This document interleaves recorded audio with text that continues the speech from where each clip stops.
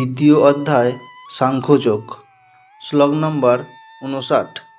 বিষয়া বিনিবর্তনন্তে নিরাহারস্য দেহিন রসবর্জ্যং রসঃপস্য পরং তৃষ্ণা নির্বর্ততে।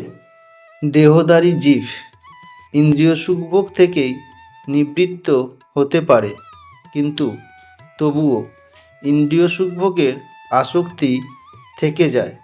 কিন্তু উচ্চতর স্বাদ আস্বাদন করার ফলে সেই বিষয়তৃষ্ণা থেকে চিরতরে নিবৃত্ত হওয়া যায়। অপ্রাকৃত স্তরে অধিষ্ঠিত না হলে ইন্দ্রিয় সুখভোগ পরিত্যাগ করা সম্ভব নয়।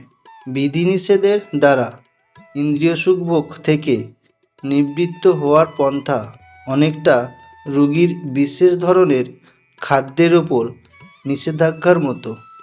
রোগী সাধারণত এই সমস্ত বিধিনিষেধ পছন্দ করে না, বা তার খাওয়ার লালসাও কোনো অংশে কমে না।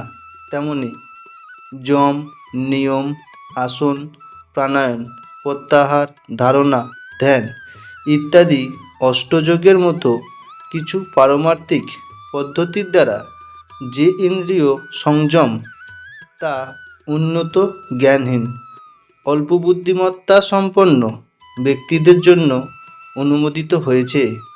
কিন্তু যিনি কৃষ্ণ ভাবনায় প্রগতি সাধনের মাধ্যমে কৃষ্ণের কন্দর্পকোটি কমনীয় রূপের আস্বাদন করেছেন, তার আর নিষ্পাপ জড়বস্তুর প্রতি কোনোরকম রুচি থাকে না। তাই আধ্যাত্ম মার্গের প্রাথমিক স্তরেই কেবল বিধিনিষেধের মাধ্যমে ইন্দ্রিয়গুলিকে দমন করতে হয়।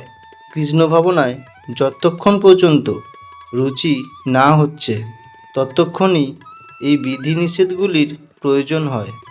যখন কেউ প্রকৃতপক্ষে কৃষ্ণ ভাবনায় অধিষ্ঠিত হন, তখন তিনি আপনা থেকেই ইতর বস্তুর প্রতি তার রুচি হারিয়ে ফেলেন।